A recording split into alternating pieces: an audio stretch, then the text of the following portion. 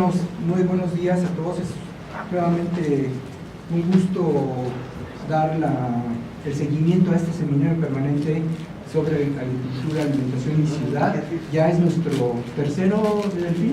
Sí, tercero. Es la tercera sesión y pues sinceramente pensamos que con el apoyo del doctor Bernard Talet del CENCA, Centro de Estudios Mexicanos y de Centroamérica, que podamos sostener esta actividad, porque realmente es un tema que en la coyuntura actual de cambio de gobierno y con la intención de este cambio de enfoque de los problemas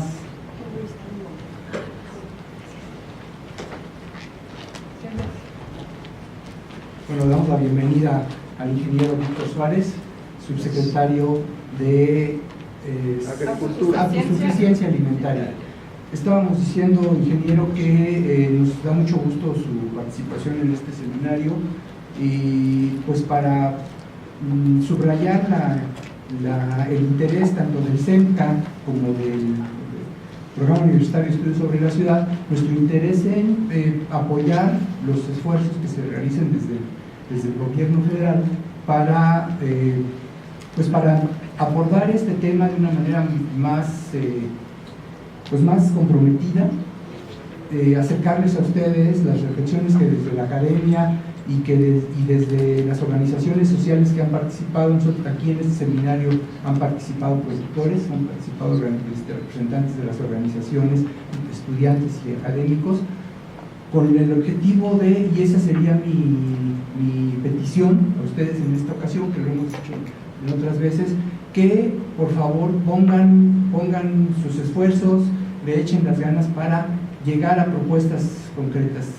No quiero decir que está de más la reflexión, por supuesto que esto es muy importante, pero sí es importante que lleguemos a hacer propuestas específicas sobre el tema y que pudieran ser útiles como insumo para las políticas públicas que haremos llegar a las autoridades correspondientes, y por eso la participación del ingeniero Suárez para nosotros es muy importante. Entonces, pues nada más, bienvenidos y muchas gracias.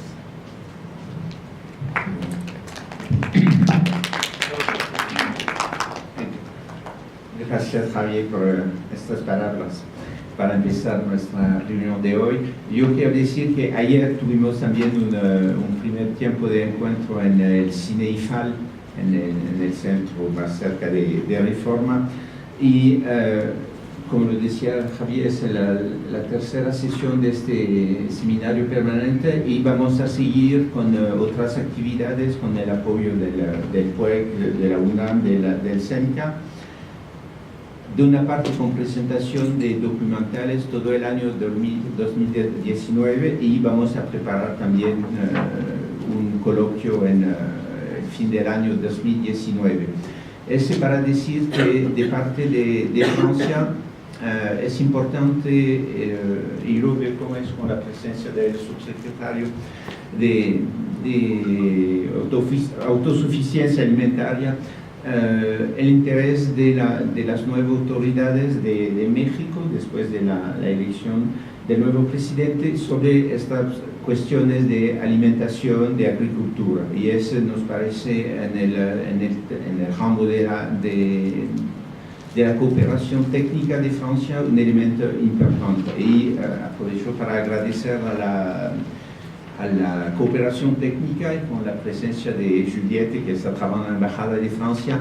La cooperación técnica está apoyando la realización de este encuentro y permitió la llegada de dos investigadoras de Francia, y seguimos en esta dirección. Y aprovecho de tener la palabra para decir que el gusto de la intención de Francia es apoyar al nuevo gobierno y ver lo que podemos hacer sobre este tema.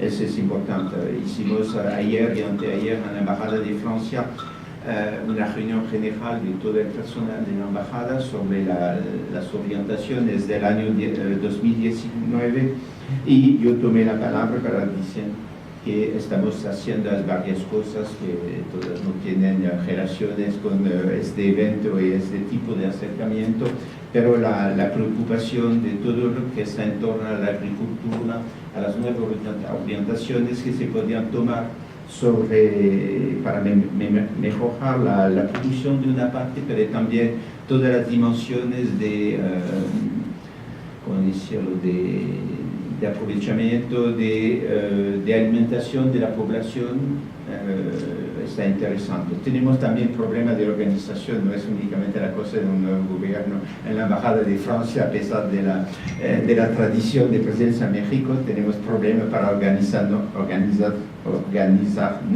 ejemplo, ayer tuvo 2 reuniones que podían ser muy cerca. Hubo la presentación de un documental en el cine IFAL, y en Casa de Francia, del otro lado de Reforma, había otra reunión sobre el problema de la difusión de las variedades de OGM en México. Es decir, que tenemos que organizarnos, trabajar de manera más eficiente, pero la intención es seguir trabajando juntos sobre estos temas. Y la otra cosa que me gustaría adjuntar, y eso se puede permitir con el apoyo de la Embajada de Francia, es permitir la llegada a México de investigadores que están trabajando en otra dimensión, en otros países que México. Y el interés de la sesión de hoy, con la presencia de Cécile Falliès, que es investigadora en la misma universidad que yo, en París 1, Panthéon Sorbonne, ella hizo su trabajo en Santiago de Chile, y me parece importante esta dimensión comparativa. Cuáles son los temas comunes, los acercamientos que se parecen y la diferencia, y cómo se puede mejorar el conocimiento y la búsqueda de soluciones sobre el tema que va a presentar el tema de hoy, con el apoyo también de Víctor Ávila del CRIM sobre la Ciudad de México, de ver cómo se plantean los problemas de lo que llamamos la periurbanización. Yo trabajé varios años en ese tema en la metrópoli de México, y es un tema bastante fuerte, y es interesante con su presencia que estos problemas se plantean de nuevo, y estamos dispuestos para trabajar con las nuevas autoridades, que hace el gobierno federal, con los nuevos responsables también de la Ciudad de México, reflexionar sobre el futuro de estos espacios periurbanos de la metrópoli de la Ciudad de México. Gracias, y esperamos seguir trabajando juntos en estos temas que nos parecen muy, muy importantes. Gracias.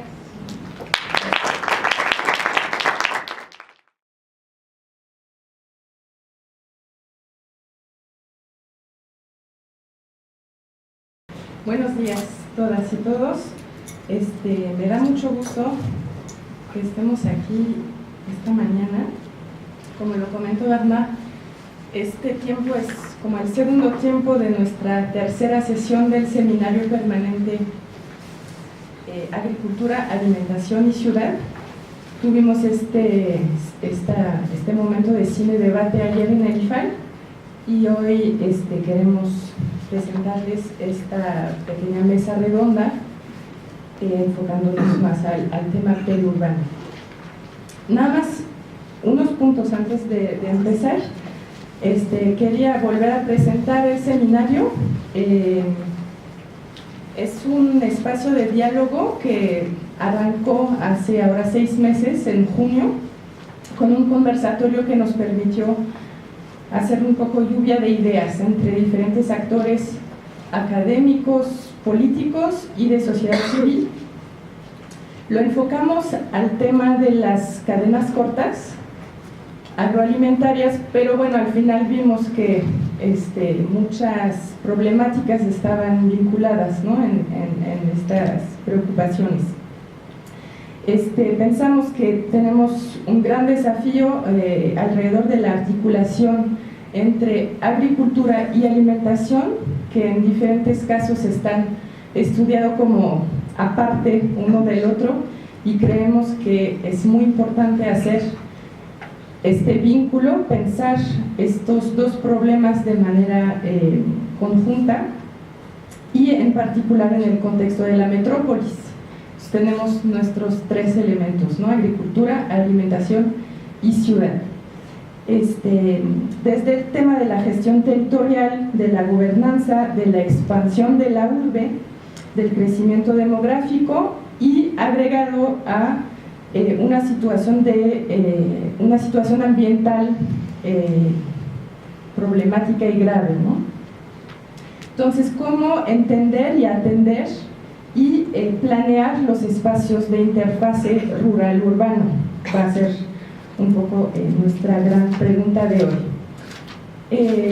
Les quiero recordar un poco también la estructura o una primera organización de cómo está pensado nuestro seminario permanente. Hemos definido 4 ejes principales. Uno es el que hoy vamos a tratar, que es el de los espacios urbanos, la integración y el ordenamiento territorial, es el que nos reúne hoy. Tenemos otro eje sobre agricultura, cambio climático y metrópolis. El evento pasado en agosto estuvo más centrado a esta problemática, en particular con la ponencia de Emil Lerner, que está en el Instituto de Ecología de la UNAM y que trabaja estos temas. Otro eje es el del abastecimiento de la ciudad entre seguridad y justicia alimentaria. Este eje es el que nos va a ocupar mucho el próximo año. Aquí aprovecho para hacer una pre-propaganda. En octubre de 2019 estamos organizando, yo y Julie Logan, que está aquí, con la bufanda naranja, que es mi colega del SEMCA, coordinadora del seminario permanente, y que también vamos a hacer equipo también con otra colega de la UNAM, para organizar un coloquio, un congreso internacional sobre justicia alimentaria y soberanía alimentaria en las Américas.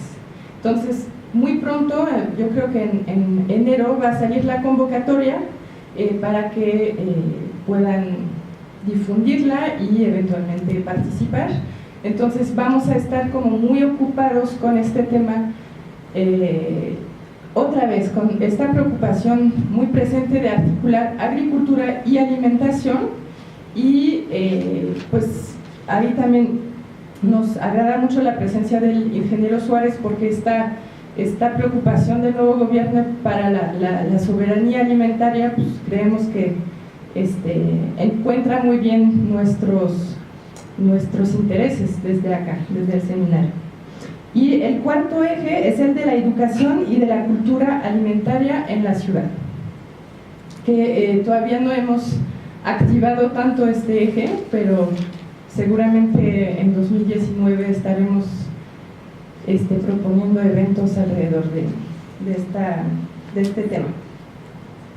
Ayer, 6 de diciembre, fue el Día Mundial del Suelo, y pensé que pues, coincidía bastante con nuestras problemáticas, ¿no? del seminario. El suelo, de donde nace la vida, de donde nace el alimento, el agua, también donde se expresa una forma de apropiación del espacio, el asentamiento, la territorialidad, la identificación espacial, y el suelo también donde nace el conflicto, en términos de desigualdad, de concentración, de despojo, de necesidad de negociación, de administración de recursos, de actividad productiva y de gestión política, de gobernanza. Hoy queremos discutir la naturaleza de unos espacios difíciles de definir, que serían estos espacios rurales urbanos, estos interfaces de lo periurbano, que tienen un papel siempre más importante en las dinámicas urbanas. Representan una gran proporción de la población de las urbes, plantean preguntas, cuestiones de movilidad, de los nuevos padrones de los mercados laborales, de la vivienda, de la pobreza, de la marginalidad, etc. Y al mismo tiempo plantean problemas desde la nueva ruralidad, o sea, por un lado desde cuestiones urbanas muy pregnantes, pero también desde lo rural, ¿no? Con los temas de pluriactividad, de desagrarización del campo, de terciarización, con obviamente los problemas ambientales, también con la pregunta del papel de estos espacios periurbanos como proveedor de alimentos, que yo creo que hoy lo vamos a discutir bastante, y temas de conservación. Entonces, con nuestros expositores de hoy, espero y estoy segura que vamos a poder discutir alrededor de 3 grandes ideas. Primero, alrededor del cambio de uso de suelo, cuáles son las prácticas, las legislaciones alrededor del recurso de la tierra en los contextos que nos van a abordar hoy. Segundo, el papel de estos espacios como productores de alimentos, con esta pregunta un poco provocadora: ¿estos espacios serán responsables de alimentar a una ciudad como la Ciudad de México, la ciudad de Santiago de Chile? A lo mejor es como mucha provocación o mucha responsabilidad, mucho peso.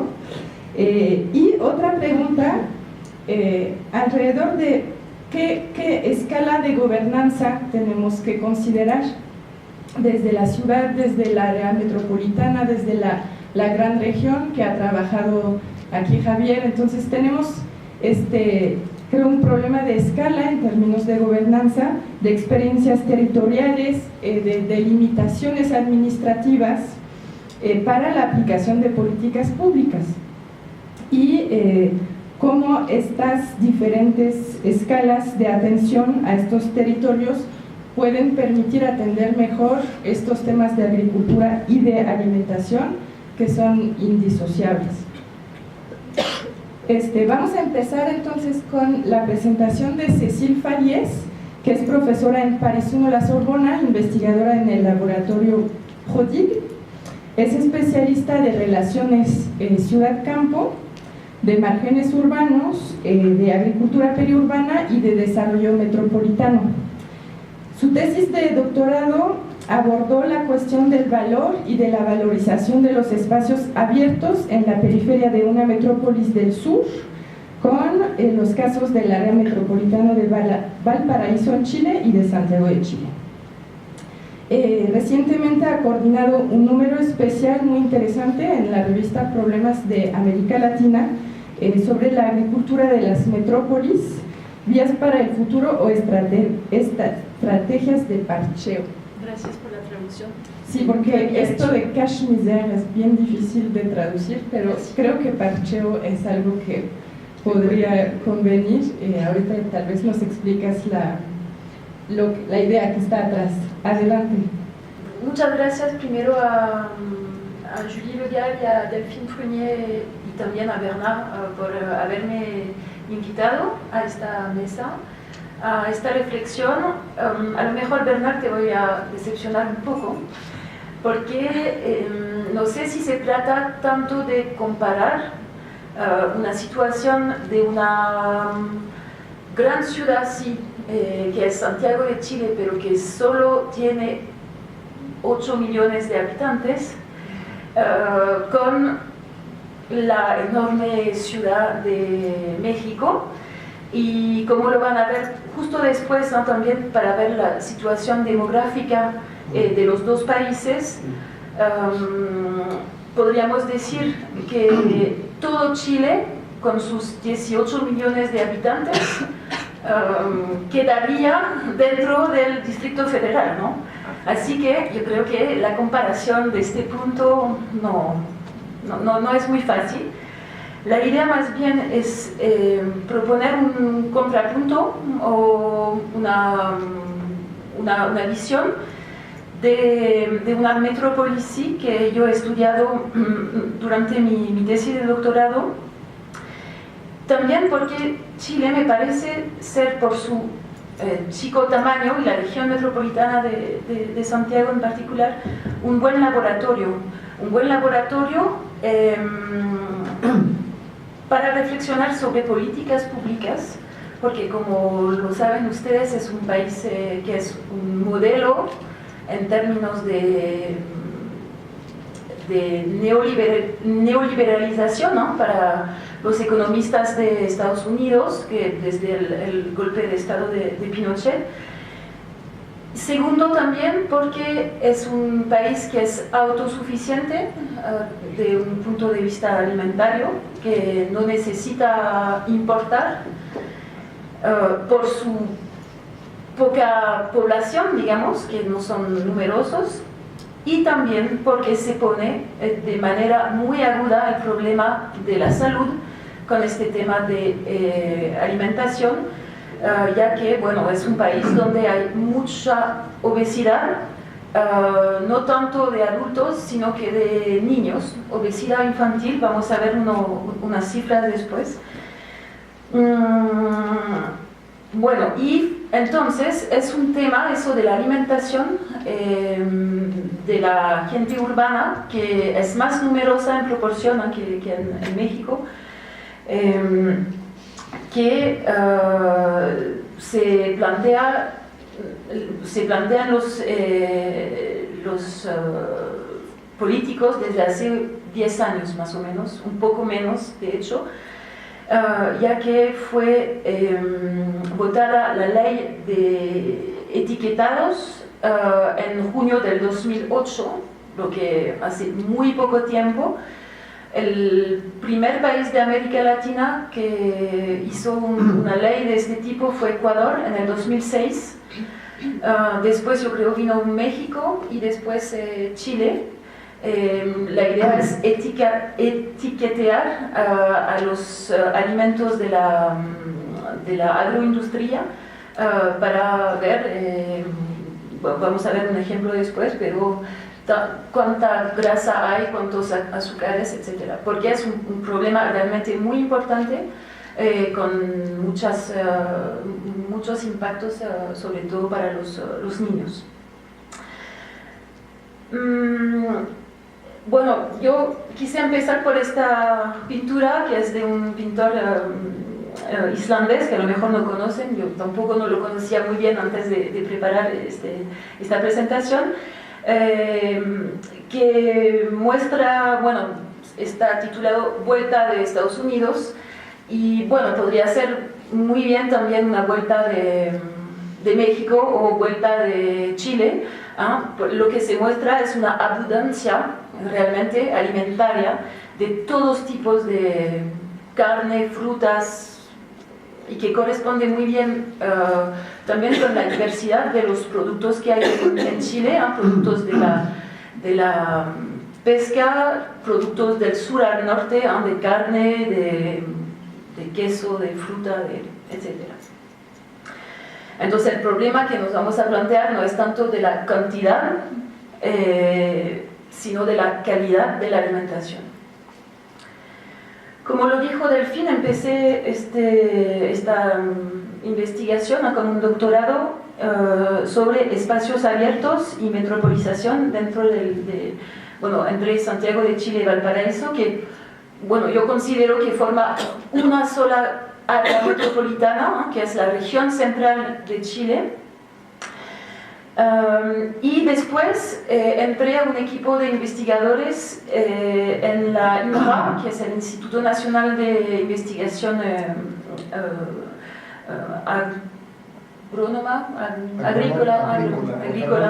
agronómica, mejor, gracias, en Francia, en un equipo que se llama Agriculturas Urbanas. Con esta idea, por eso yo les quería decir que por una vez no es un investigador del norte que entra a preocuparse de estas preguntas al sur, digamos, pero al revés.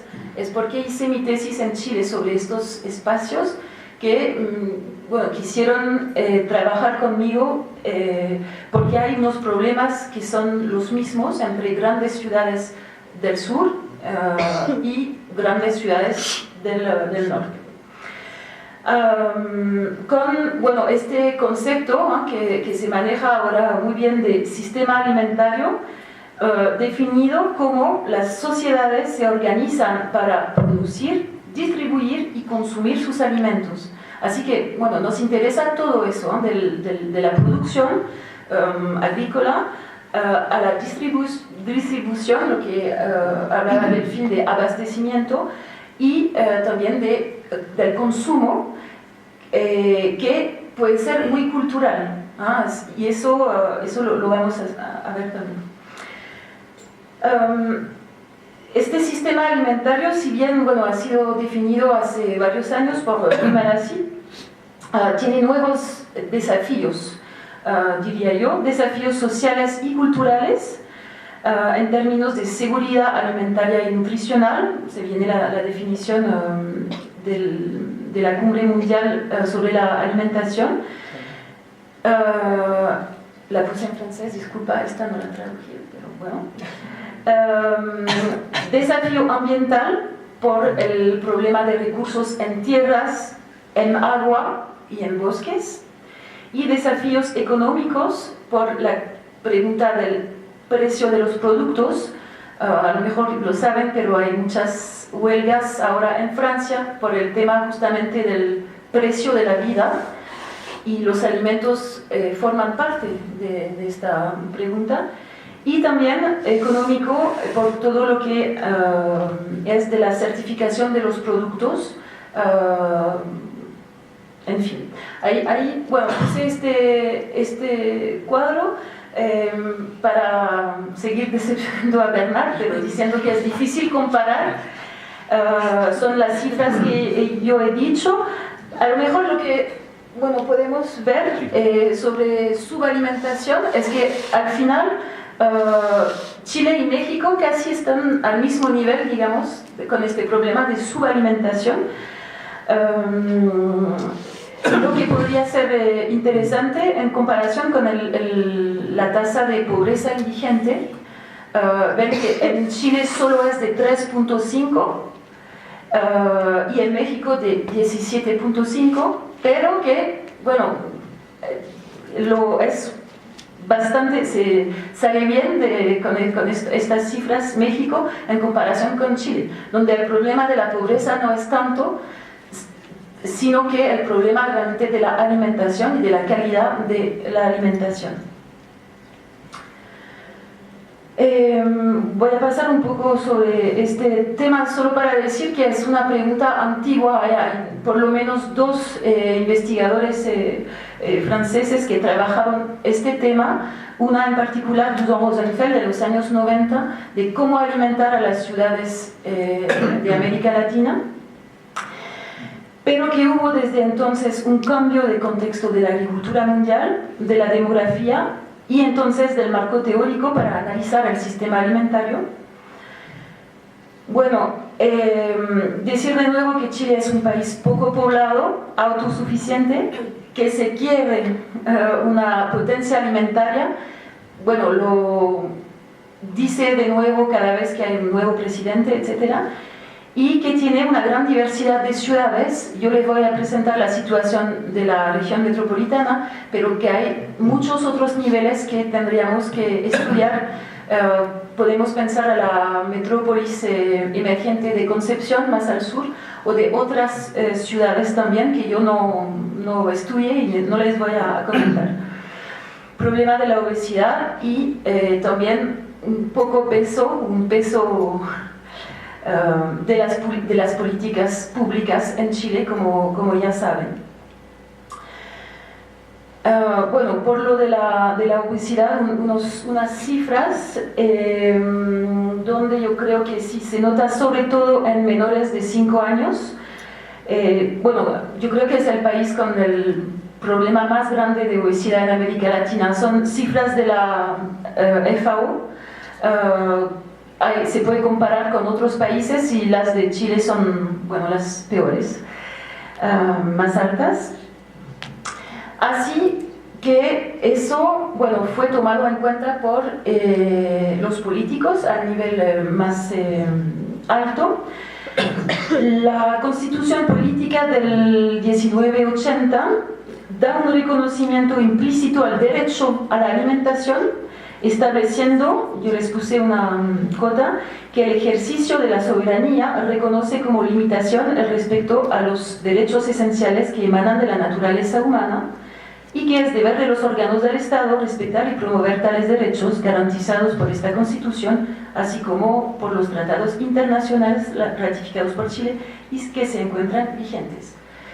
Está escrito, pero como ven es muy vago y no involucra mucho, digamos, al Estado en términos concretos. Pero eso fue sí del 80, ¿ya?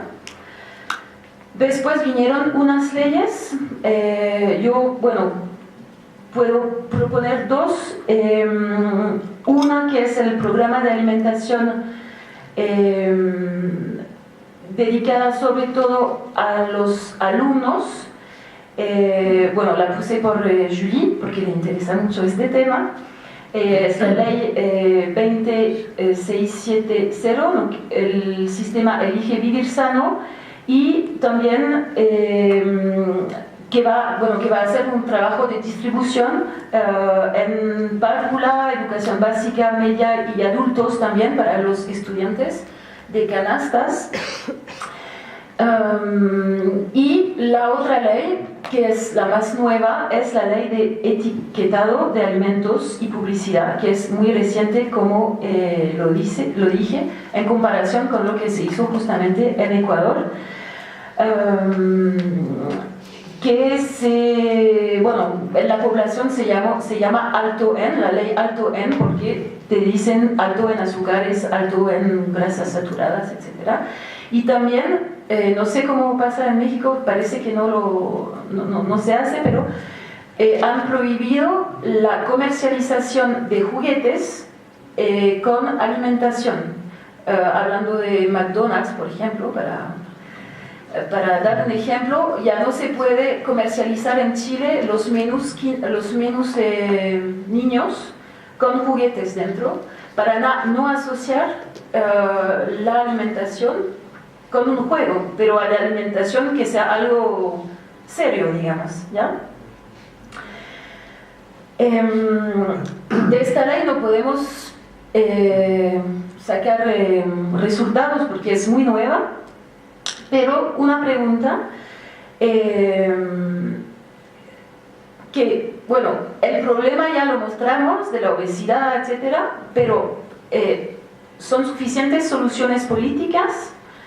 O también hay un problema de desconexión, digamos, entre el mundo urbano y el mundo rural desde hace varios años. La idea sería acercar un poco más los consumidores al campo al final, porque estas políticas muy así de arriba complican un poco la toma de conciencia de que es un problema importante. Sobre todo que en la mentalidad, en la cultura chilena, bien representada para mí con un libro, el libro de Isabel Allende. Bueno, Isabel Allende escribió un libro, no sé si lo conocen, que se llama Mi País Inventado, que es un libro que escribió en el exilio, donde se rememora, se acuerda de cómo era Chile, que en los años 60, 70, pero igual volvió. Dice, disculpa por la traducción, porque yo lo traduje del español al francés y lo retraduje al español, así que ya es una mezcla bien rara. Nosotros los chilenos seguimos siendo muy conectados a la tierra, como los campesinos que fuimos. La mayoría de nosotros sueña tener un pedacito de tierra para plantar, aunque sea 3 lechugas. El periódico más importante, El Mercurio, publica un suplemento semanal dedicado a la agricultura para informar al lector del último bicho que se ataca a las papas, o de la cantidad de leche obtenida con tal o tal foraje. Los lectores que viven en el asfalto y el cemento lo leen con mucha atención, aunque algunos nunca hayan visto una vaca. Y bueno, yo les puse una portada, ¿se dice? Sí, Una portada de esta revista del campo, y es la verdad que la gente le apasiona la revista del campo, y bueno, y a veces nunca han visto una vaca, de verdad, están muy desconectados del campo, pero así como que hay una mitificación de lo rural productivo, etc. Yo no tomé esta portada así como de casualidad, la tomé porque habla de un tema muy importante y que nos interesa especialmente este día, que es el robo o el aumento de robos en el agro, en la parte rural de la región metropolitana. Robo de, bueno, gente del campo o de gente pobre que vive muy alejada de las ciudades, que van a robar, ¿qué? Van a robar paltas, el nombre de aguacate, yo sé. Van a robar paltas, van a robar cítricos, van a robar a veces tomates para venderlas en ferias así, bueno, de manera informal. ¿Y por qué lo roban? Porque la plantación de paltos, de árboles de aguacate, ha sido en crecimiento muy importante desde los años 90 para la exportación en cerros que antes tenían bosque nativo, que hicieron desaparecer todo, plantaron muchos árboles y el precio después ha subido mucho. ¿Por qué? Porque estas paltas, que es la especie Hass, es para la exportación. Entonces, esta agricultura de exportación, que sea de paltos, de cítricos o de vino también, porque Chile tiene mucho vino, no está para la población, pero para la exportación. Y es así, porque por eso dije, se quiere una potencia alimentaria, Chile, se quiere una potencia alimentaria para la exportación, más que para su población. ¿Ya? Entonces, esta portada muestra lo que pasa justamente en la área metropolitana, que es en crecimiento muy importante, lo que les voy a mostrar. Lo que pueden ver entre 1992 y 2002 y después entre 2002 y 2012 es la variación, aquí pongo, del número de residencias por comuna, es decir, y dónde se construyeron estas casas. Se construyeron en parcelas que antes estaban cultivadas. Yo les muestro un ejemplo. Cuando estuve por la primera vez en Chile, esta parcela se llamaba parcela 3B, ¿ya? Estaba abierta y cultivaban acelga, un señor que era de hecho mediero, que seguía con este pago. Entonces él no recibía un sueldo, sino que recibía la mitad de lo que cultivaba. Y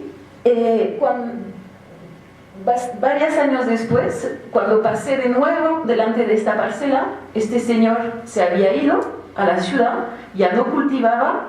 ¿Y qué había pasado? La parcela le habían dado un nombre bonito, Parcela Santa Margarita, y ya no 3B, que venía de la reforma agraria. Se había cerrado y se estaba construyendo. ¿Ya? ¿Para quién? Para clase media chilena que vivía 5 minutos, ¿ya?, en el centro de Santiago o en el centro de Valparaíso, y que se venía a vivir sobre estas parcelas con usos urbanos del agua y también de la vegetación. En fin, eso se puede observar por imagen satélite en toda la región central, que sea en el borde costero, en el centro o cerca de Santiago, con el tipo de que llamamos, lo ven aquí, son bien cuadraditas, son las parcelas de agrado. como lo llamamos, son parcelas que al principio se construyen para uso de fin de semana, con unas plantas, etc. Y después se va construyendo y urbanizando. Y la gente, como está muy cerca de autopistas que uno paga, sí, pero te puedes llevar en 20 minutos al centro de Santiago, va muy rápido y la gente acaba por vivir allá. Es lo que se ve también aquí, donde se construyen en tierras agrícolas, y en azul ven la pérdida de tierras de uso agrícola, sobre todo en la primera y segunda cinta de Santiago de Chile. Pero me pueden decir, pero hay 2 comunas o 3 que ellas ven a su tierra agrícola útil subir. ¿Cuáles son? Son las de Quillota o de la Cruz, donde plantan paltas, entonces para la agricultura, y esta cual es, la conocen todos, es la de Casablanca, donde hay un vino, que es el vino que se hizo primero en Chile, lo mejor ya lo han probado, que no es tan bueno. Y aquí se nota también, bueno, no voy a ir más en detalle, pero ya no voy a ir en la evolución de la estructura agraria, pero que se hace mucho en favor de la media o hasta grande propiedad agrícola en el centro del país. Lo que se ve entonces es una pérdida de espacios agrícolas en esta región. Me falta, tengo 2 minutos para decirle. Bueno, muy rápidamente, por eso empezamos a hablar de agricultura metropolitana, porque esta agricultura está muy en contacto con lo que pasa en la metrópolis y con este avance. Primero, una agricultura que nunca ha sido muy importante en los centros urbanos, pero más en su periferia, lo que vamos a ver, y nos vamos a plantear la pregunta de este porvenir de la agricultura metropolitana. Algunas imágenes muy rápidas de unos intentos de agricultura urbana en huertos, pero son anécdotas de lo que está pasando, porque no producen mucho, pero están retomando unas terrazas que existían antes en los cerros de Santiago. Se ve al primer plano estas terrazas y detrás la ciudad de Santiago y el smog también de la ciudad de Santiago. Experiencias en permacultura, yo me refiero a la película que vimos ayer, podría hablar más, pero hay unas. Pero más bien, la agricultura que puede resistir al avance de lo urbe, digamos, es la agricultura que innova, que se intensifica y que exporta. Este caso es muy interesante, es una agrícola en Limache, a 20 kilómetros de Valparaíso, bueno, entre las 2 ciudades de hecho, que vio avanzar el frente urbano, la ley de planificación urbana de esta comuna, y cómo lo hizo para seguir. Crearon una exportadora.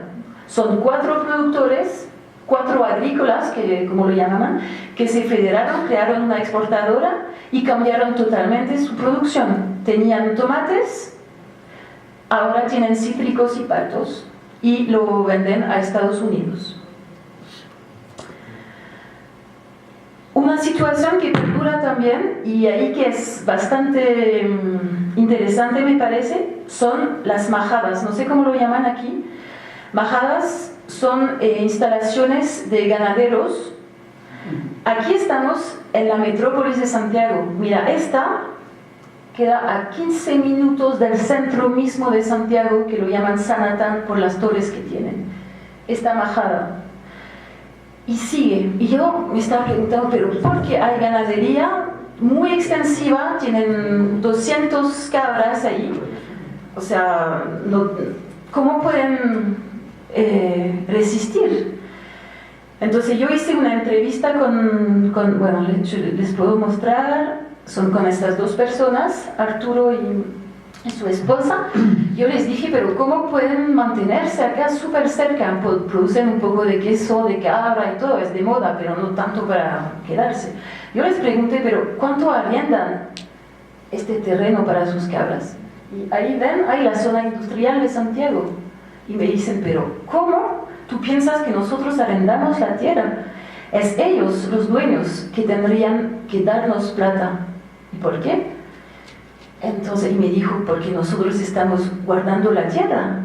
Hace 10 años que llegamos aquí para guardar la tierra para un dueño, porque ¿qué está haciendo? Está haciendo especulación inmobiliaria.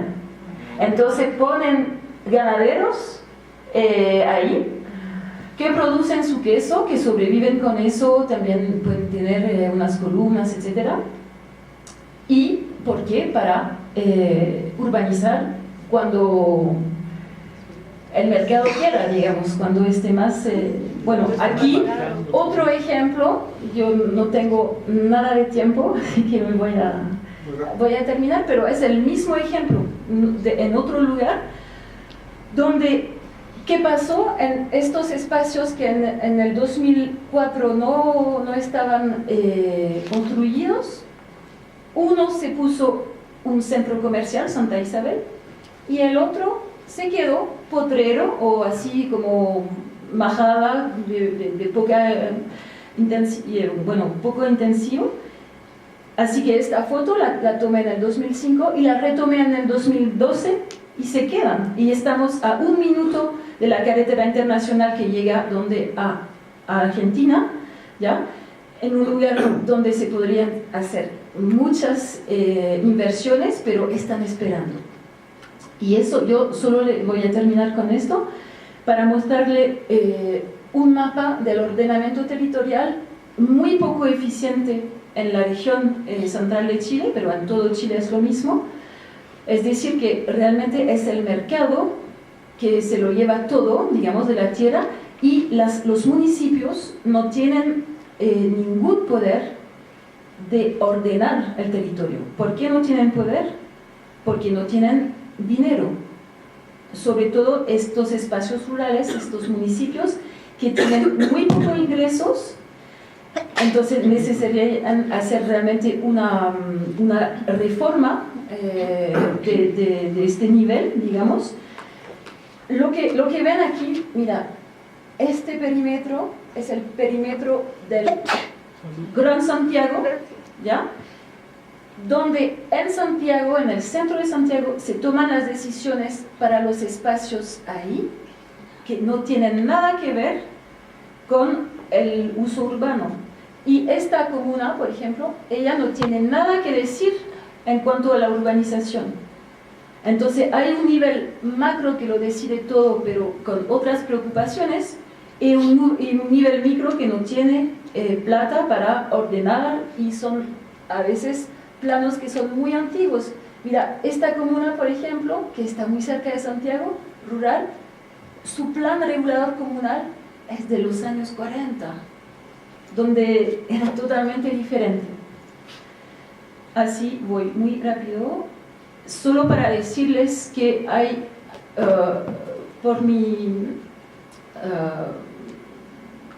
bueno, yo pienso que es un artículo interesante, a lo mejor lo conoces, que lo escribió una colega francesa, Colline Perrin, retomando un esquema sobre gobernanza alimentaria al nivel regional, justamente, tomando estos espacios y todos los actores del sistema alimentario en no un solo sistema, a lo mejor lo vamos a decir después,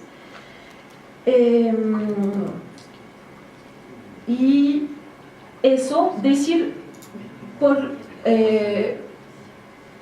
yo solo estoy terminando, diciendo que lo importante, yo pienso, es que la gobernanza sea multiescala, de lo local, de estas comunas que tienen una particularidad y que no es reconocida dentro del gran plan metropolitano de Santiago, también multiactores, y por qué no incluir, como lo hacen a veces en Francia, los grandes centros comerciales, los malls, en esta reflexión sobre la soberanía alimentaria. Son actores, sí, de veras. Por ejemplo, la cadena Carrefour, no sé si tienen aquí Carrefour, pero ya no, bueno, Carrefour tiene un fondo, ahora en Francia a lo mejor Norbert nos puede decir algo sobre eso, pero que intenta reconocer la producción o sea, agrícola en las periferias de Île-de-France. A lo mejor estas cadenas también en Chile, que son muy potentes, podrían reflexionar sobre cómo vincularse y integrar, hacer tipo de food planning, integrando la pregunta de la salud, que dijimos al principio, del medio ambiente y la sociedad en estos términos de gobernanza, que sea mucho más integrado. Estamos muy lejos aún. Y ya termino con esto. Y con unos elementos de bibliografía para completar.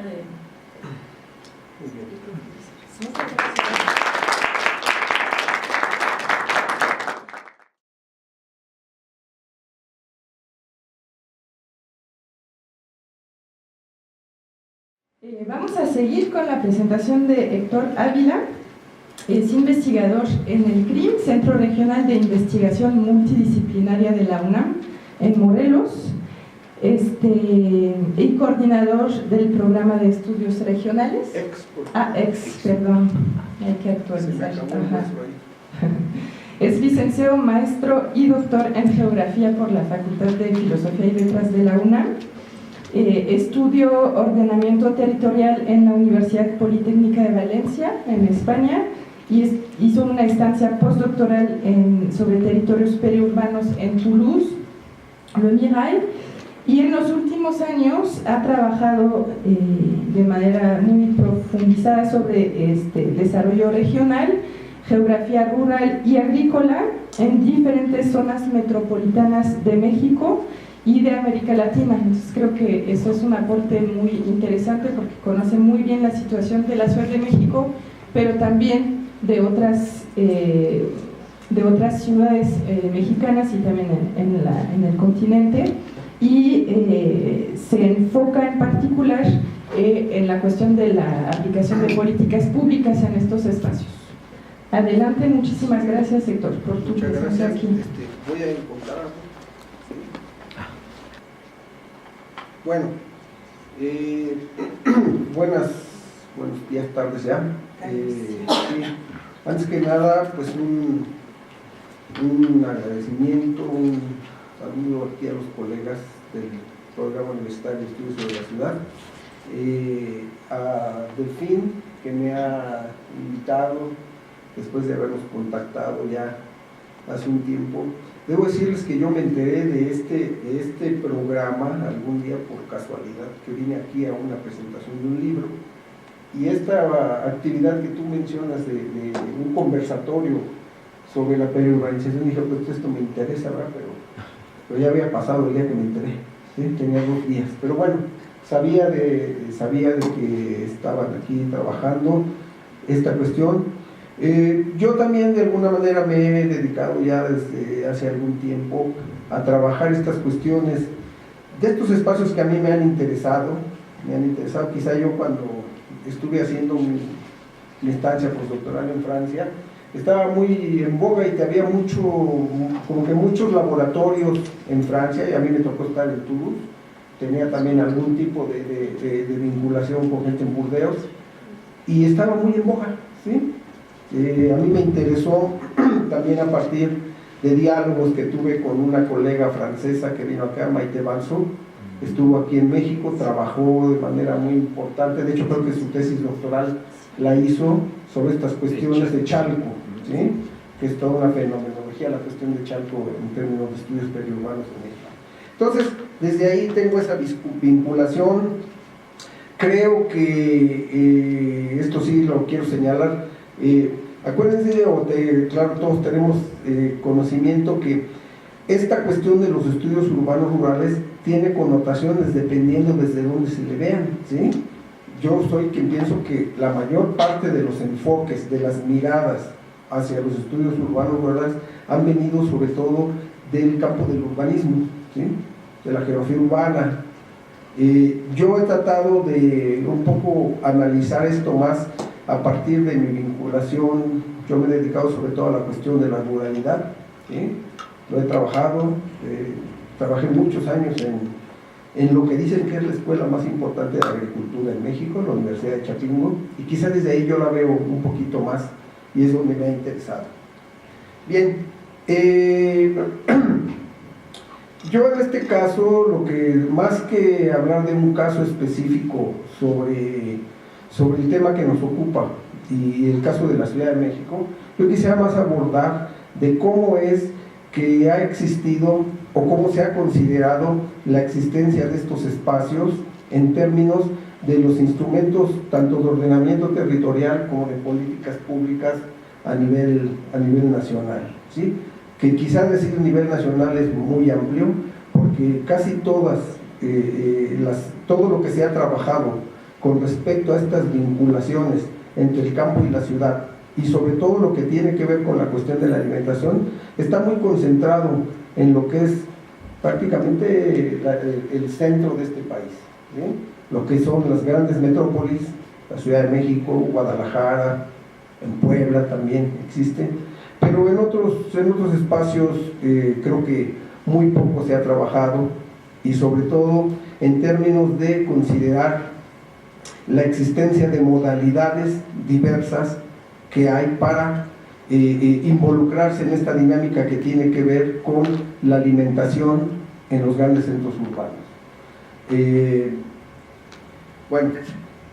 Yo en todo caso traigo aquí las láminas que traigo, un poco abordan este tipo de cuestiones, en donde planteo pues que a nivel de América Latina, una de las cuestiones que caracteriza de manera importante esto es la débil vinculación que hay de las políticas públicas con la gestión territorial, y no solamente en el aspecto de la producción alimentaria. Yo creo que esto puede ser importante para otros campos, no sé, el manejo de los recursos naturales, la gestión sustentable de las ciudades, etcétera, etcétera. Entonces, en este sentido, creo pues que es algo que caracteriza a este vínculo de cuál es la participación de las instancias, de los actores que están ahí presentes, con quien lleva a cabo este proceso de gestión territorial.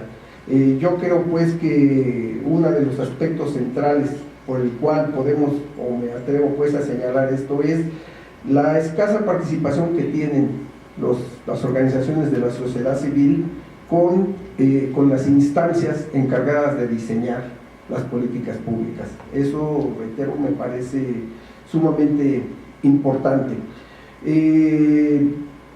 Yo creo que la gran mayoría, en el caso por lo menos de México, pero de muchos otros países de América Latina, en cuanto se ponen en práctica este tipo de intervenciones públicas, generalmente se dan en situaciones un tanto de conflicto o de crisis. Por ejemplo, cuando hay que atender una cuestión de emergencias de tipo ambiental, sea en términos del agua, sea en términos del aire, sea en términos de cualquier tipo de situación donde estén involucrados los elementos del ambiente, ahí pues sí se da en un momento determinado una intervención, pero que no es producto de una negociación intensa sobre una gestión adecuada de esto, sino de una situación de crisis. Igual sucede con la cuestión de los litigios por las tierras y las aguas, que es una cuestión muy, muy presente en el caso de la existencia de este tipo de espacios periurbanos, en el caso mexicano, sobre todo. Bueno, un poco también más o menos lo mismo que he venido señalando. Yo aquí en todo caso, de esta lámina, lo que me interesaría destacar de esta escasa efectividad de la gobernanza, este aspecto que es, desde mi punto de vista, es sumamente importante, más que un enfoque territorial de caracterizar esta dinámica de interacción entre los ámbitos que se dan de lo urbano con lo rural, predomina un enfoque sectorial, ¿sí? Es decir, cada una de las instancias que participan en la elaboración de políticas públicas tiene una perspectiva propia, y una perspectiva que no siempre puede ser la misma. Una forma de ver las cosas se da desde las instancias que se encargan del desarrollo urbano y otra que a veces no siempre es compatible quien se encarga de las instancias del desarrollo rural. Entonces creo yo que esa es una de las desde mi punto de vista, de las cuestiones que inciden en este tipo de desarticulaciones e inclusive que llevan y que inciden en duplicar las funciones de distintas secretarías. Nosotros podemos, no sé, acercarnos a ver cómo tratan la cuestión de los productores rurales dentro del ámbito urbano, cómo se ven para los programas de la Secretaría de Agricultura y cómo se ven para los programas de la Secretaría de Desarrollo Agrario Territorial, ¿sí? Son formas que a lo mejor son, pueden ser parecidas, pero de distinta manera en la cual cuando hay que actuar. Bueno, nada más un poco para repetir, ¿por qué estudiar este tipo de interacciones urbano-rurales?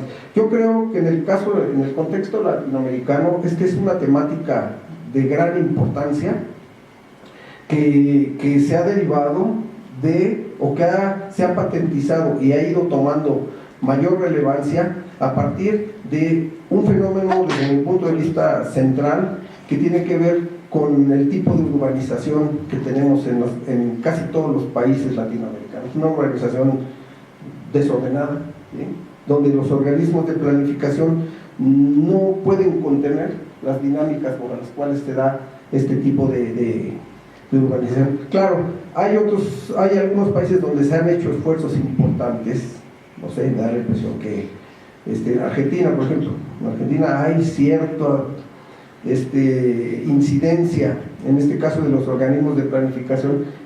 Acuérdense que en Argentina 70% por lo menos de la población vive en Buenos Aires, 60% de la población vive en Buenos Aires, en el Gran Buenos Aires, ¿sí? Y que ahí se da mucho, no sé en el caso chileno, tal vez ahí sí haya algún tipo de este tipo de cuestión, de incidencia un poco más precisa de los organismos de planificación en la dinámica, cómo se da la dinámica de la urbanización. Entonces, bueno, yo creo que en este caso hay una serie de situaciones importantes que resultan a partir de esta intensificación o de esta dinámica acelerada de la urbanización que ha encontrado en los contornos donde avanza sociedades campesinas que viven el proceso, reaccionan al proceso y se expresan de alguna manera en situaciones desarrollando fenomenologías muy precisas en este caso.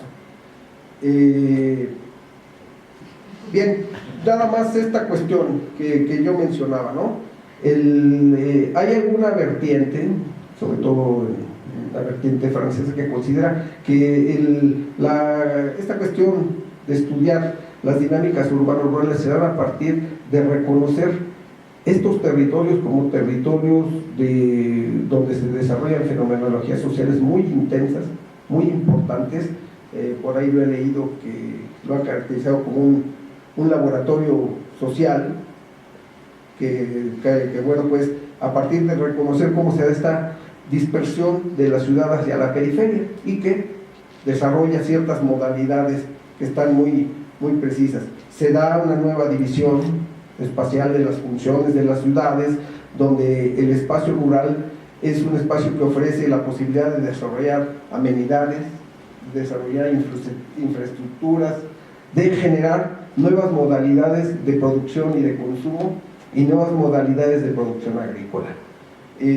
Bueno, el fenómeno más latente y quizá más reconocido de este proceso de urbanización expandida, pues por supuesto que tiene que ver con los cambios en el uso del suelo, algunos de ellos muy fuertes, muy dramáticos, y que es quizá una de las expresiones que afectan cambios importantes. Mi colega Javier ha trabajado el aspecto de los cambios en la estructura de la población rural en las periferias. Creo que en el caso de nuestra gran metrópoli, debemos reconocer que de cualquier manera hay una persistencia de las prácticas agrícolas y de producción animal, pero que realmente desde mi punto de vista no tienen una gran incidencia en lo que es el modelado o la conformación del patrón alimentario vinculado a las necesidades de una gran metrópoli que requiere un abasto determinado. Todavía persisten estas prácticas agrícolas generadas, desarrolladas por grupos de origen campesino, y por ejemplo yo retomaría lo que mencionó Cecil cuando entrevistaba a los productores que decían que resistían porque ahí era su tierra.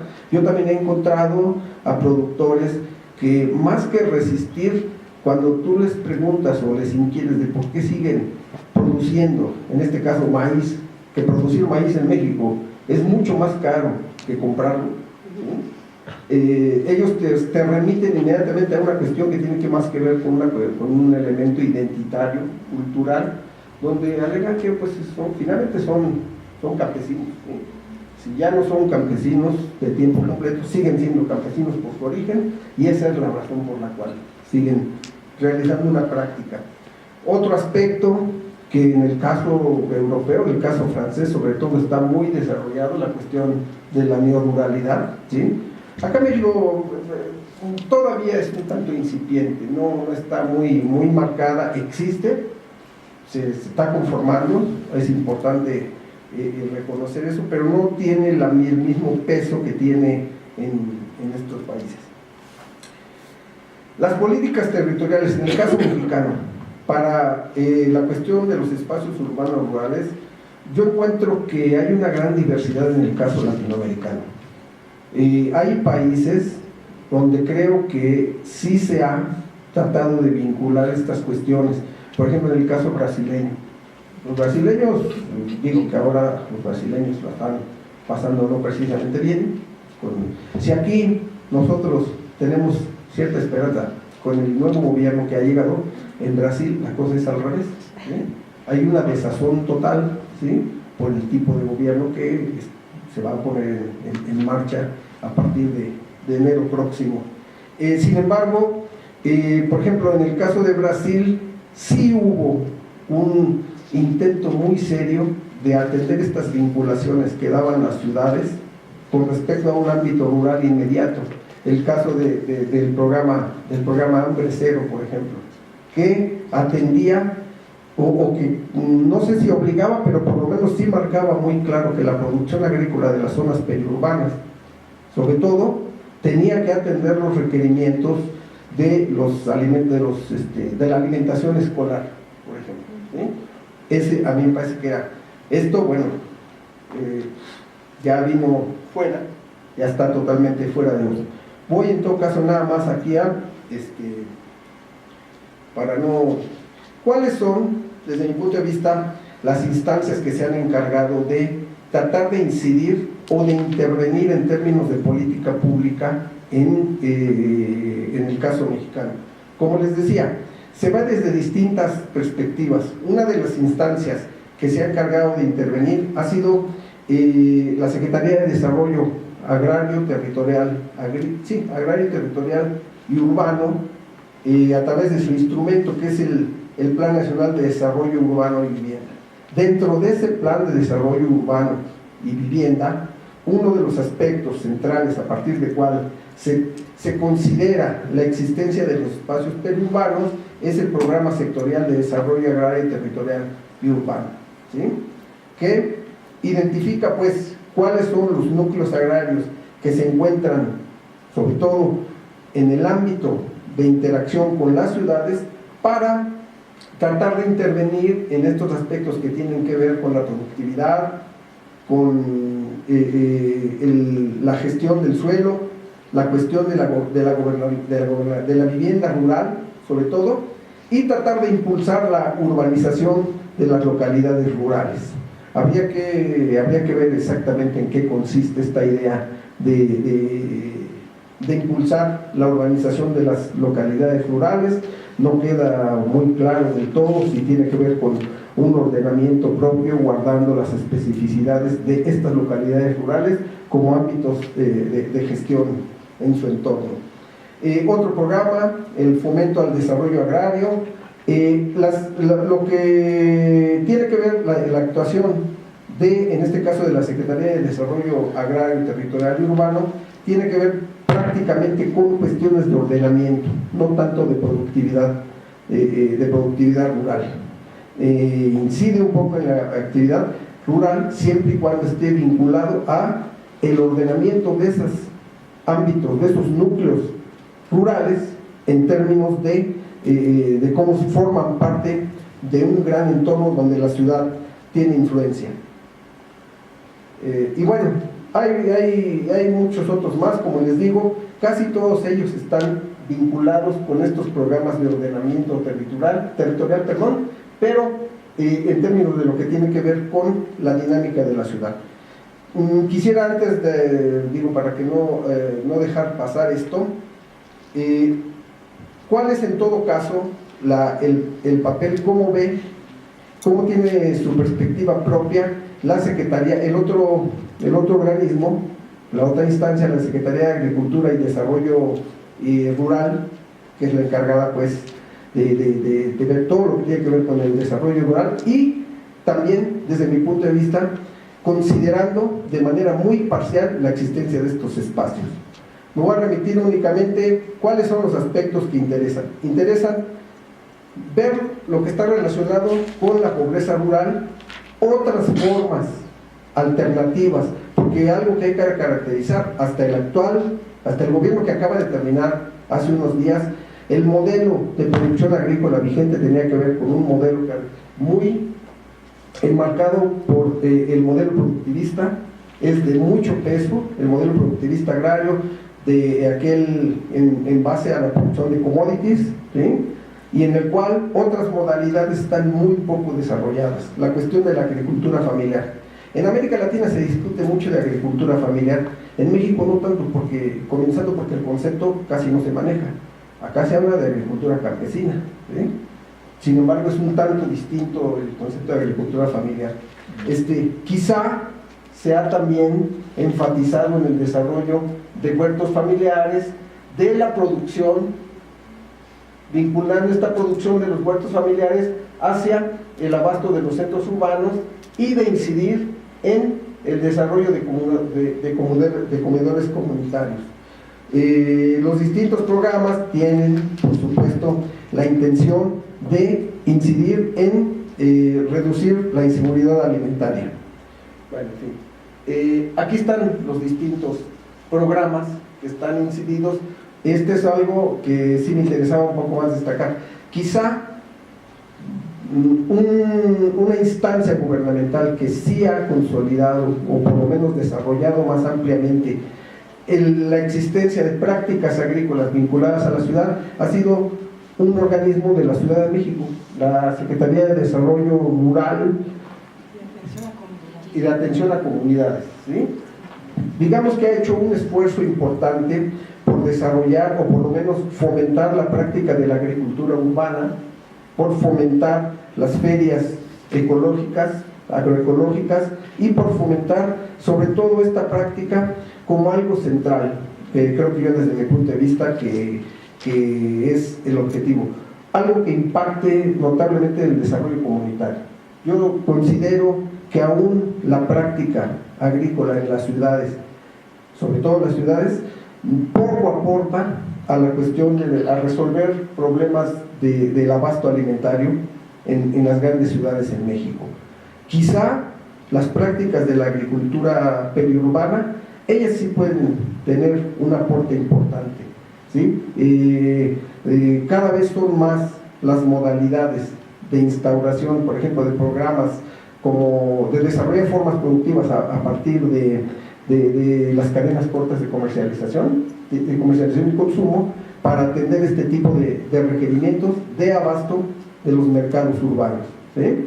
Ese sí está teniendo una cierta importancia en el caso mexicano, y ahí sí parece ser que las instancias de producción están atendiéndola. Otra modalidad, también desde mi punto de vista, que no está totalmente desarrollado, pero que puede tener un impacto, es del enfoque SIAL, de los sistemas agroalimentarios localizados, que tiene también una importancia en la vinculación con... Entonces, bueno, está este tipo de modalidades, este tipo de programas. Yo destacaría lo que sucede en el caso de la Ciudad de México, del gobierno de la Ciudad de México, que ha atendido esta cuestión a partir de la existencia de quizá una zona que todavía mantiene un carácter no totalmente rural, pero sí rural, la zona sur de la Ciudad de México, ¿sí? Que ahí está todavía con su gran producción, ya altamente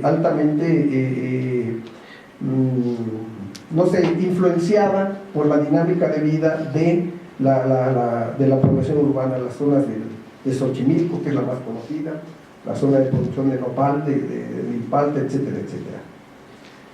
Bueno, yo quizás nada más hasta aquí pues llegaría planteándome esta cuestión. Yo creo que sí se ha hecho un esfuerzo importante, sobre todo desde la academia, por tratar de arribar a cómo puede, en este caso, en la modalidad de estos espacios que existen, que están muy bien identificados, estas zonas periurbanas, cómo puede ser su contribución o cómo puede participar en problemas importantes que hay y que tienen que ver con la resolución del abasto, con cómo puede participar en el abasto de estas grandes ciudades. Yo creo que sí tienen un papel importante. Sin embargo, yo creo que hay varias cosas de las cuales que preguntarse para saber cómo puede hacer esta participación, sobre todo en el diseño de políticas públicas, es decir, cómo llegar a que los espacios periurbanos de una manera sustentable, ¿sí?, puedan realizar intervenciones públicas, sobre todo entre quienes viven y quienes gestionan esos espacios y quienes pueden realizar las intervenciones, ¿sí? En ese sentido, tal vez también ahí se preguntaría uno, ¿se puede pensar en la construcción de una gobernanza territorial? Y bueno, la otra pregunta desde mi punto de vista importante es, ¿esta gestión es compatible con el modelo de organización territorial de México?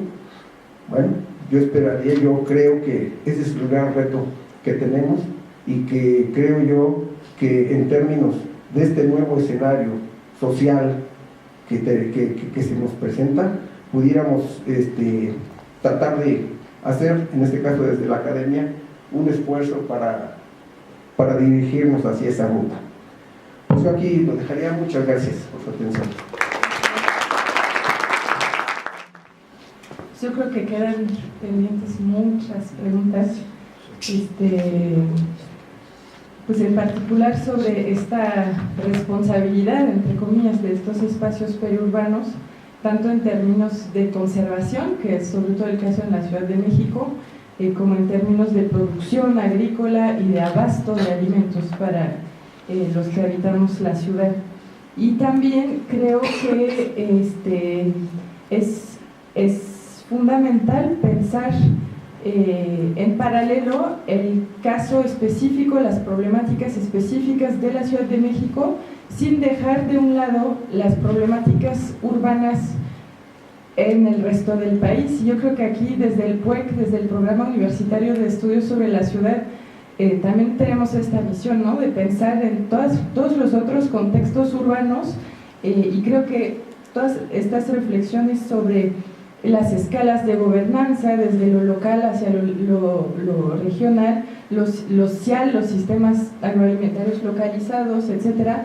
Hay una reflexión muy importante que hacer desde San Cristóbal de las Casas, Monterrey, Tijuana. ¿Qué pasa también con estas ciudades mucho menos estudiadas, pero que en términos del desafío de la autosuficiencia alimentaria para México, yo creo que también tenemos que ponernos a trabajar también y a acercarnos a estos otros espacios que están un poco abandonados, por lo menos en términos de investigación.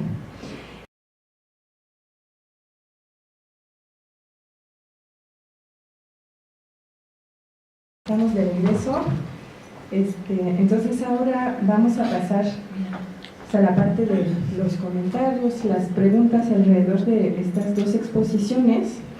Nos acompaña el ingeniero Víctor Suárez, es ingeniero agrónomo egresado de la Universidad de Chapingo, fue diputado federal PRD de 2003 a 2006, fue o es, no sé si todavía, director ejecutivo de la ANEC, ya no supongo, Asociación Nacional de Empresas Comercializadoras de Productores del Campo, integrante nacional de organizaciones campesinas CONOC y de la compañía Sin Maíz No Hay País. Es autor de varios libros, podemos rescatar ¿Tiene futuro la agricultura campesina en México? Con punto de interrogación, y el rescate del campo mexicano. Se ha dedicado al impulso de la organización campesina e indígena, autónoma y autogestiva, y al cambio en las políticas públicas en materia agroalimentaria. Ahora es subsecretario encargado de la autosuficiencia alimentaria de la Secretaría de Agricultura y Desarrollo Rural, y pues nos interesa mucho su punto de vista, su visión sobre estas problemáticas. Yo nada más rescataría que en su discurso en el Zócalo, Andrés Manuel López Obrador ha comentado mucho alrededor de justamente estos dos acercamientos que nos interesan. Por un lado, el rescate al campo, qué medidas urgentes necesitamos tomar hacia el pequeño y el mediado campesinato y el mediado productor, y por otro lado el tema de la alimentación, del acceso tanto en términos de cantidad como de calidad a una buena alimentación, y nos habló en particular de medidas que me parecen interesantes desde las canastas básicas y otros nuevos acercamientos alrededor de esta necesidad de alimentar la ciudad y el país en general desde una perspectiva de autosuficiencia o ciertos grados de autonomía. Muchas gracias por su presencia, Víctor, y lo escuchamos. Sí, muchas gracias. Gracias, muy amables. Delfín, muchas gracias por invitarme. Yo no te conocía, pero cuando tú me invitaste, el tema pues es de mucho interés, y en realidad pues es un tema que en lo personal no domino, el tema de la agricultura urbana y periurbana, pero es un tema que en el marco de la nueva administración y sus propuestas de transformación va a tomar un peso muy importante. El planteamiento que yo quiero hacer es el que plantea justamente el nuevo gobierno en relación al tema del campo, la agricultura, la alimentación, los territorios. En particular, yo sí creo que para empezar el tema de la agricultura periurbana para la Ciudad de México, para la megalópolis de la Ciudad de México, va a tomar un tema muy importante con la llegada de Claudia Sheinbaum a la jefatura de gobierno, por lo que las experiencias de la compañera Cecil y de Héctor creo que son muy importantes y valdría la pena acercarse a Claudia Sheinbaum. También tengo entendido que el representante de la FAO en México, Crispín Moreira, está trabajando un proyecto muy importante para la Ciudad de México en el marco de una iniciativa global sobre alimentación saludable para las megalópolis, en el marco de un proyecto internacional de la FAO. Entonces, esto creo que va a tener mucha relevancia, porque de lo que se trata en la perspectiva del nuevo gobierno, en términos generales, es poner fin a las políticas neoliberales que han dominado nuestro país en todos los campos de la economía, de la sociedad, de la cultura, y en particular poner fin a la política neoliberal relacionada a la agricultura y la alimentación. Como ustedes saben, en materia de agricultura y alimentación se impulsó una política de abandono del campo mexicano para depender de las importaciones de alimentos de Estados Unidos y Canadá, bajo el principio de las ventajas competitivas y de la integración a los mercados globales, bajo la idea de que los mercados podían generar una mejor asignación de los recursos y proveer crecimiento económico y bienestar, cosa que nunca sucedió, sino el bienestar fue para una minoría de grandes agricultores, de grandes corporaciones agroalimentarias, con lo que ya sabemos: desigualdad, pobreza, marginación, deterioro del tejido social y el abandono del territorio por el Estado mexicano para ser ocupado ese vacío por el crimen organizado y las grandes corporaciones transnacionales en la lógica del extractivismo, ¿no? Entonces, esto va a acabar, y el campo, el rescate del campo, que se denomina por López Obrador, va a tomar un tema central en la nueva administración, por su importancia multifuncional, no solamente en cuanto a la producción de alimentos, empleo e ingresos, sino por su contribución en la provisión de bienes y servicios ambientales, en la reconstrucción del tejido social, en la reocupación del territorio y en la posibilidad de contribuir desde el rescate del campo a la construcción de la paz y la conciliación nacional. Entonces hay una gran valorización por parte del gobierno de Andrés Manuel López Obrador al campo mexicano. Entonces, dentro del rescate del campo se plantea como una tarea central el logro de la autosuficiencia alimentaria, producir en México los alimentos que consumimos. Este es un planteamiento central que tiene que ver con el hecho de que hoy somos un país dependiente alimentariamente, importamos más del 45% de los alimentos que consumimos. Cada año tenemos que sacar de la economía local y nacional más de 10,000 millones de dólares en importación de alimentos para la población, pero no solamente importamos alimentos, importamos semillas e insumos, importamos maquinaria agrícola, implementos, también importamos energía para las actividades agrícolas, el diésel agrícola, pues estamos importando la mayor parte del diésel, importamos todo. Hemos dejado de ser un campo productor a transformarnos por 32 años de neoliberalismo en un campo consumidor, con las consecuencias que corresponden.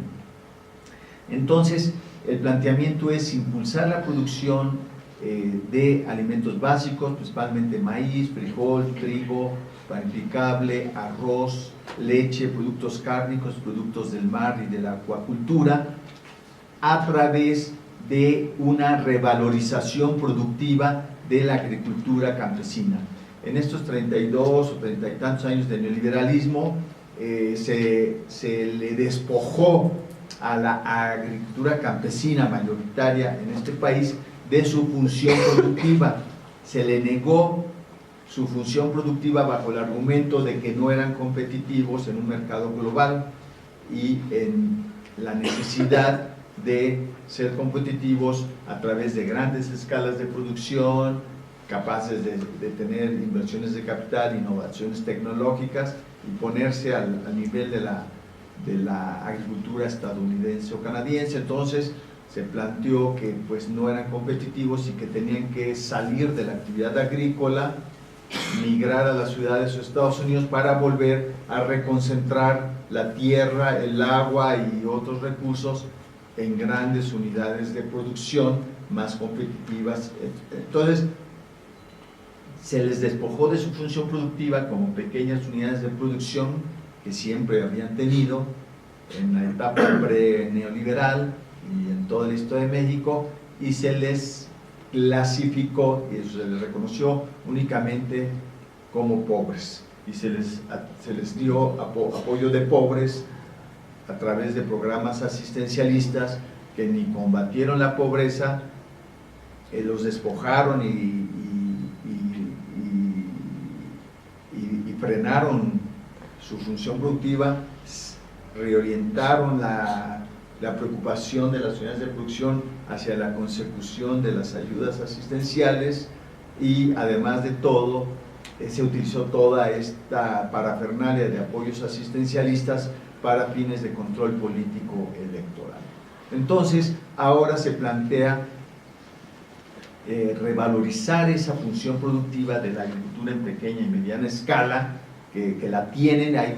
El 85% de las unidades de producción rural en México son de pequeño tamaño, de 5 hectáreas o menos, y tienen un gran potencial productivo. En México, a pesar de todo, la tierra está en manos campesinas.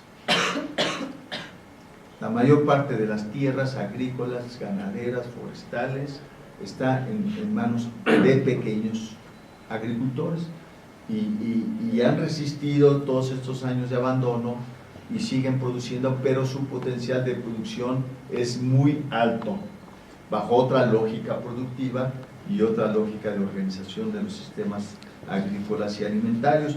Entonces se va a impulsar la producción de alimentos, pero se va a priorizar la atención a los pequeños y medianos productores, a la agricultura de la unidad doméstica de producción. Se va a seguir atendiendo a la agricultura comercial, y un sector que debe tener una alta prioridad ahora en el marco de una política integral de autosuficiencia alimentaria es también atender la agricultura periurbana y la agricultura urbana. Entonces tendríamos que impulsar la autosuficiencia alimentaria a nivel de la unidad doméstica, de la agricultura pequeña y mediana escala 2, agricultura comercial 3, y agricultura periurbana y agricultura urbana. Un planteamiento central que tenemos es que debemos dar paso a una producción interna de alimentos, pero bajo una transición hacia un modelo agroecológico de producción. El modelo de agricultura de revolución verde es un modelo dañino, es un modelo que debemos dejar atrás y transitar hacia sistemas sustentables de producción agrícola con producción local de insumos, con esta autonomía, a sustitución de la dependencia de insumos externos, insumos en dólares, insumos de monopolios, para producir en la medida de lo posible semillas locales, fertilizantes orgánicos, microorganismos funcionales, extractos vegetales, fitohormonas, otros procedimientos de producción que primero estén en manos locales y sean de más bajo costo, con alta productividad, alta resiliencia climática, y que también permitan reactivar la economía local. Este incremento de la producción va a suponer la prohibición de los cultivos transgénicos. No vamos a permitir ni autorizar la siembra de semillas transgénicas, no las requerimos, no las necesitamos, son una cadena más de dependencia y de una nueva versión de la revolución verde, que es justo lo que queremos dejar atrás. Un asunto muy importante es la reconstrucción y reordenamiento de los mercados agroalimentarios. En estos años los mercados agroalimentarios se rigieron por la idea de los mercados globales, cadenas largas de suministro, los alimentos se mueven por todo el territorio nacional a expensas de subsidios públicos para beneficiar a los grandes agricultores comerciales y a las grandes empresas procesadoras de alimentos. Entonces, se produce maíz en Sinaloa que no se consume en Sinaloa, y desde ahí hay que moverlo a todo el territorio nacional, incluyendo cabotajes por el Canal de Panamá para poner el maíz en el otro lado, en la península de Yucatán, en los estados del Golfo. Cuando, por ejemplo, Chiapas era un estado altamente productor de maíz que generaba excedentes, no solamente para Chiapas y el sureste, sino también para Guatemala y por parte de la Ciudad de México, y ahora Chiapas tiene que importar maíz de Sinaloa, y así en general tenemos un desorden en los mercados. Entonces es lo mismo para insumos, importamos fertilizantes nitrogenados de Ucrania, con todas las implicaciones de costo y de consumo de energía fósil y contaminación. Entonces, el tema de cambio de modelo de agricultura y de alimentación implica un reordenamiento de mercados hacia mercados regionales, producir lo que la región consume, consumir lo que la región produce, y también impulsar la constitución de mercados locales, mercados regionales de productos campesinos, productos frescos. Este es el lado de los mercados. Entonces, en este punto, por ejemplo, les pongo varios ejemplos de la irracionalidad del sistema agroalimentario actual. Hay una región en Puebla que se llama Tepeaca, que produce gran cantidad de hortalizas. Al año exporta 300,000 toneladas de hortalizas a los Estados Unidos. Sin embargo, la población de la región y además las zonas vecinas, como la Sierra Norte o la Mixteca poblana o la Sierra Norte de Puebla, pues padece grandes niveles de desnutrición y anemia, y a la par grandes problemas de obesidad y sobrepeso, porque no hay consumo de hortalizas, de alimentos frescos, nutritivos. Entonces se produce ahí, pero no para la satisfacción de las necesidades alimentarias de la zona. Entonces es un tema que se tiene que reorientar y revertir sin cancelar la lógica exportadora, pero sí se tiene que complementar con que las regiones deben de producir para la salud alimentaria de los pobladores, porque además ese modelo de producción contamina los mantos freáticos con grandes cantidades de agroquímicos. Las comunidades están tomando agua contaminada con agroquímicos, y entonces el sistema de producción de hortalizas está generando pues una doble situación de problemas alimentarios y de salud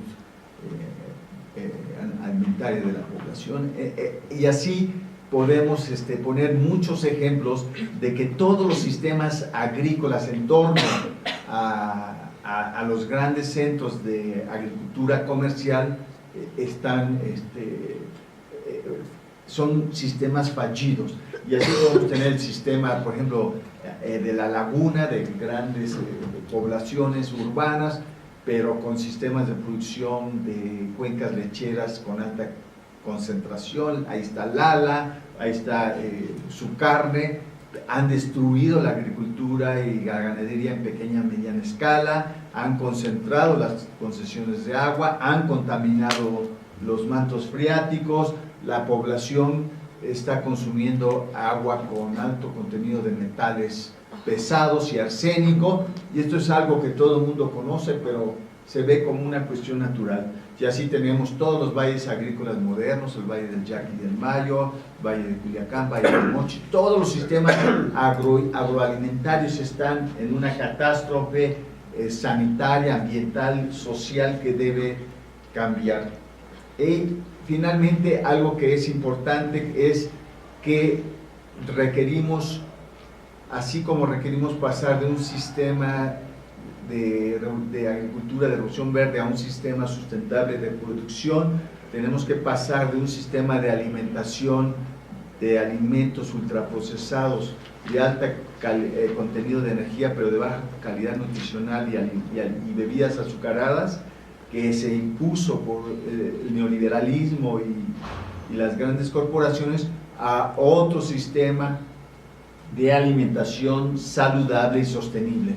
Entonces estamos en la perspectiva de construir un nuevo sistema de agricultura y alimentación centrado en la gente, centrado en sus derechos, centrado en el bienestar de la gente y centrado con consideraciones de carácter climáticos, sustentabilidad, de derechos, etc.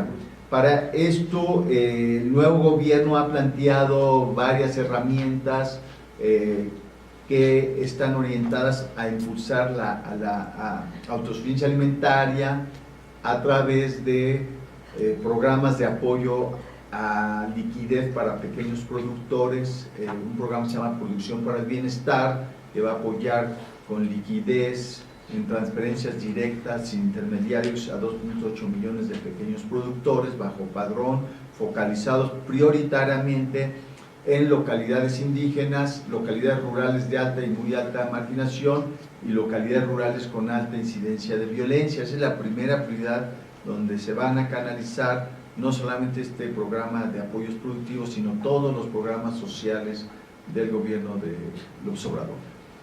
Aparte, se va a establecer un programa de precios de garantía para la pequeña agricultura. Es algo que se criticó mucho, se dijo que era regresar al pasado, que era populismo, que eso no iba con el libre comercio, con el Telecán. No, aquí no importa eso, lo que importa es el ejercicio de la soberanía alimentaria. La soberanía alimentaria es tomar decisiones autónomas en función del interés social y interés público, y los tratados de libre comercio son secundarios y subordinados a la Constitución y a la vigencia de los derechos humanos. Hay jerarquía de la obligatoriedad de cumplimiento de derechos humanos sobre cualquier tratado comercial. Entonces, se establecen precios de garantía para pequeños productores, sobre todo en localidades deficitarias de todo el país, para maíz, para frijol, para trigo panificable, para arroz y para leche, bajo un padrón, a diferencia de los precios de garantía anteriores, de antes del neoliberalismo, que eran precios generalizados.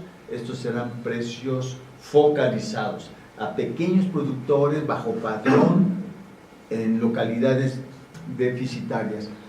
Se crea un nuevo organismo público llamado Seguridad Alimentaria Mexicana, Segalmex, uno para garantizar los precios de garantía y hacer las compras gubernamentales de esos productos, dos, para hacer una distribución de alimentos de alta calidad nutricional y bajo precio entre la población de bajos ingresos, urbana, rural y suburbana,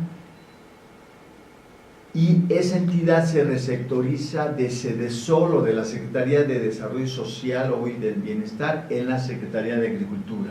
Se trata de que las compras gubernamentales también tengan una función de incentivo a la producción y privilegiando, por supuesto, las compras a pequeña agricultura.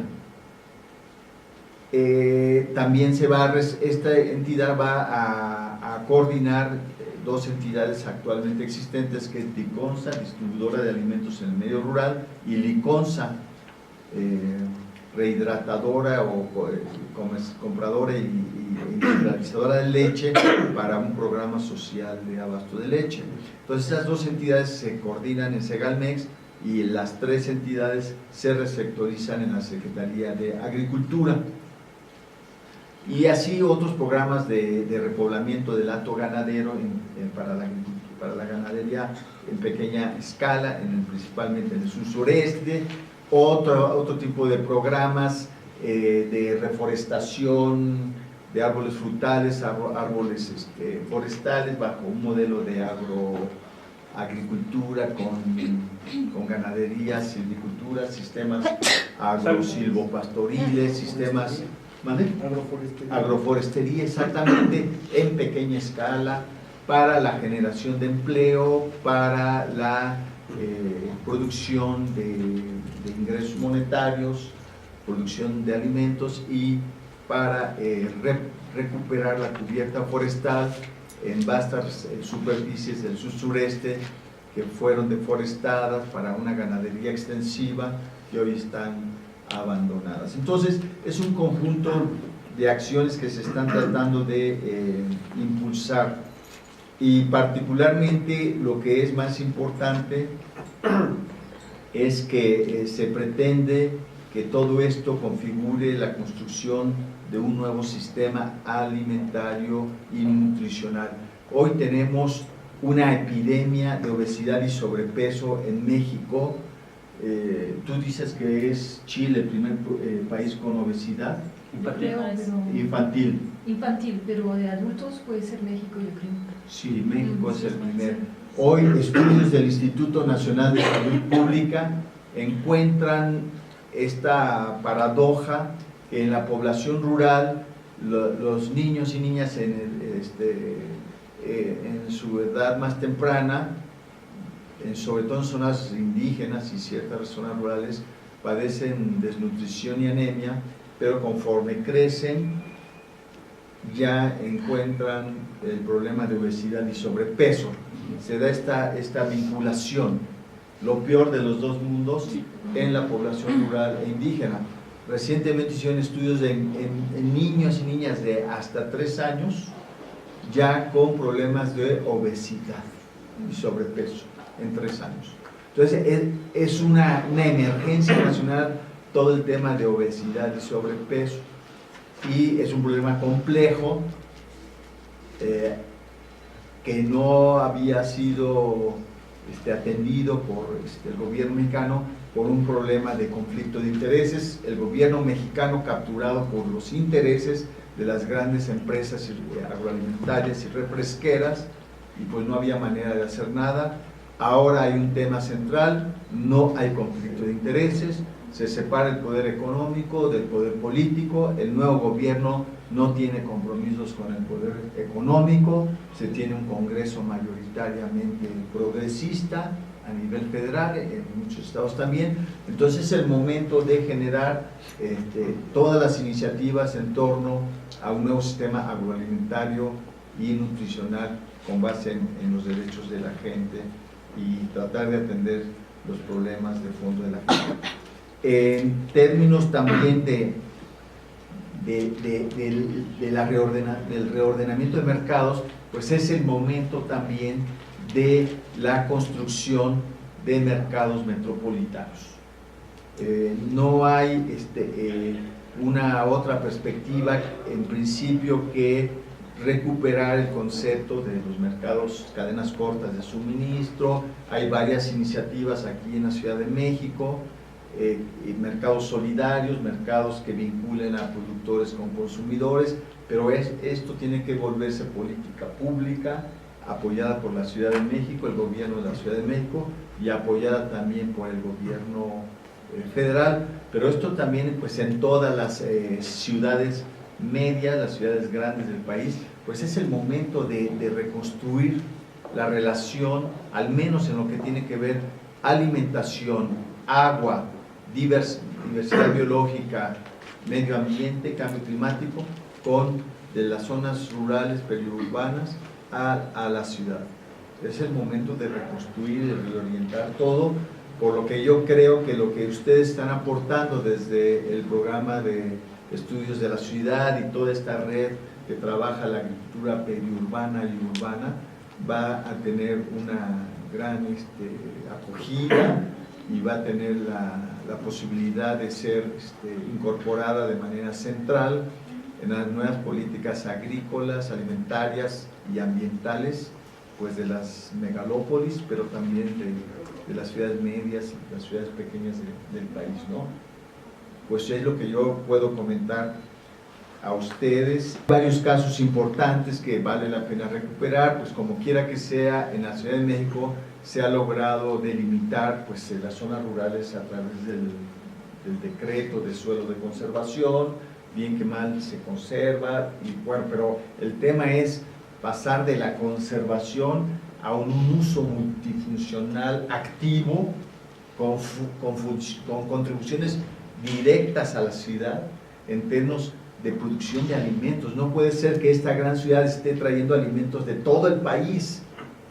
Llegan aquí de todo el país y después llegan aquí, se van de regreso a otras partes del país, cuando se debería especializar la zona de conservación a la producción de determinados productos que consuma la ciudad bajo ciertas normas, evidentemente y probablemente cero agroquímicos, a la producción sustentable, etcétera. Entonces, la producción de alimentos para la ciudad, la producción de agua para la ciudad, la producción de servicios ambientales, etcétera. Yo creo que es el momento, desde mi punto de vista, de ser radicales en torno a la solución de fondo de los grandes problemas y ya no pensar